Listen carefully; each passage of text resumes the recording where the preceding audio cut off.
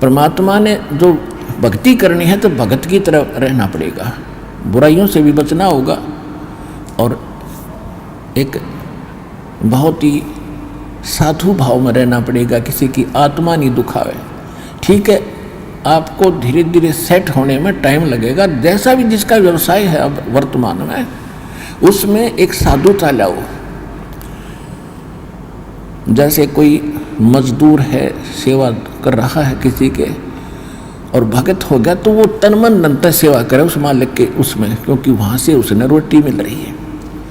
और फिर परमात्मा ऐसी प्रेरणा करेगा उस मालिक के अंदर, देख भगत आदमी होते ऐसा हो भाई, कोई चीज़ पड़ी रहो घर में उसके लिए मिट्टी समझे, चाहे पैसा हो चाहे सोना हो कुछ भी हो, अपनी मिली हुई 2 रोटी यानी दो दिहाड़ी मिलती है उसमें संतोष सब्र करके देखा कितनी इज्जत बनेगी उसकी और कितनी विनम्रता और उसके प्रति सद्भावना और उसका आदर बनेगा उस मालिक के हृदय में। इसी प्रकार अगर आप मालिक हैं, भगत हैं, आपके यहाँ कोई सेवादार सेवा करता है, उनको अपने बच्चों की तरह समझाए, उनको भगवान के बच्चे समझाए। वो बालक सेवा कर रहे हैं, भगवान के बच्चे हैं, उनको प्यार दे और उनके साथ कोई ऐसा गलत बर्ताव नहीं करे। और फिर कुछ दिनों में उनके दिल में ऐसी भावना होगी, परमात्मा दोनों तरफ रोल करता है, जब हम मालिक के अनुसार चलेंगे फिर उन बच्चों में भी, उन सेवादारों में भी ऐसी भावना भर देगा भी हमारे जैसा नालायक नहीं, इसे ऐसे भले आदमी के घर में रामून 21 कराएंगे, सेवा में मजदूरी में 21 काम कराया करेंगे भाई। तो इस तरह कितना अच्छा माहौल बनेगा। और हम जैसे मालिक तो समझता है कि न रुपये पैसे दो 100 रुपये और काम खींचूँ 1000 का, और मजदूर क्या समझते हैं, रुपये लेवा 500 और काम करा 100 रुपया का। दोनों की नीयत खराब और दोनों दुखी, कर्म भी बिगड़े, टेंशन बनी रहे। तो इस प्रकार हमने अपने इस अंतःकरण के अंदर एक साधु भाव लाना पड़ेगा और तब हम देखना आपका वातावरण कैसे बदलने लगेगा, कैसे बदलने लगेगा, पूछो मत।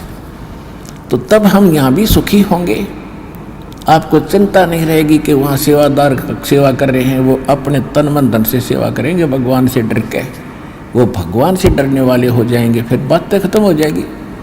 अब तो आग लगी पड़ी है, रिश्वत ले ले, यूँ ले लूँ, फलान करूँ, जब करूँगा तेरा काम धर दे 500 रुपये, और उधर से 500 ले लिए, डॉक्टर के जाकर 1000 लग गए, वो 500 भी गए, 500 अपनी तनख्वाह में तो गए। अरे वो पाप कर्म जो के दो धरे के धराए रहेंगे, फिर गधा बन कर पूरे करेगा जिससे रिश्वत ली है। तो इसी विघ्न में पैर दो मत, ये भगवान बताना चाहते हैं।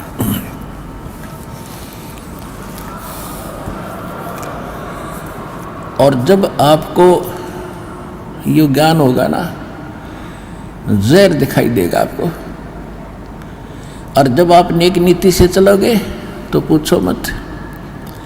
अब दास बहुत देखता है, एक छोटा सा बच्चा ने बोला जी 55 रुपये पाए मैंने पड़े, वो घर पे ले आया, घर वाले बोले ना बेटा हमने नीचे धर दे, अपना दान पात्र में डाल दिए, इस विषना हम नहीं खाएंगे। अब देख जिसके गिरे थे उसको पुण्य हुआ, अब यहाँ पर भंडारे में लग गए, और वैसे उस पर चौवन्नी खर्च हो रही थी कि उसने विधि का पता नहीं, और वैसे कोई और मिल जाता उसने जाते कह घुट्टी लाओ उसके 55 रुपये की, या कितने मांस मिट्टी खाओ उसको और पाप लगाओ। तो इस प्रकार हमारी नीत साबित होगी, भगवान खुश होगा, और जब भगवान खुश होगा तो फिर कमी नहीं रहेगी। हमने परमात्मा को प्रसन्न करना है, और परमात्मा प्रसन्न होगा तो फिर कमी किस चीज की, फिर तो क्या बताते हैं परमात्मा, साईं इतना दीजियो जामे कुटुम समावे, हम भी भूखे न रहे अतिथि न भूखो जावे। इससे अधिक मांगना इस काल की जेल में हमारी महामूर्खता है कि इतना ही मांग लो बस तुम, इसमें सब कुछ मिलेगा, क्योंकि ये कलयुग है और कलयुग में मशीनरी जरूरी होगी, तो आप इतना ही मांगो जा में कुटुंब समावे, यानी रिक्वायरमेंट ऑफ द फैमिली, परिवार की आवश्यकताएं ये है जा में कुटुंब समावे, और हम भी भूखे ना रहें और अतिथि न भूखा जाए। फिर देगा आपको, और फिर रहो मालिक के वचनानुसार चलो। फिर कैसे, जैसे परमात्मा कहते हैं, चिड़ी चोंच भर ले गई नदी न घट्यो नीर, दान दिए धन घटे नहीं, यूं कह रहे साहिब कबीर। परमात्मा अपना साइन कर रहे हैं इस वाणी को बोल करके, कह रहे साहिब कबीर कि दान करने से धन नहीं घटेगा, ये नियम है ईश्वर का, परमेश्वर का। और दान सुपात्र को करे, गुरु बिन माला फेरते, गुरु बिन देते दान, गुरु बिन दोनों निष्फल हैं, चाहे पूछो वेद पुराण। देते को हर देत है, जहां तहां से आण, अण देवा मांगत फिरो, फिर साहिब सुने ना कान।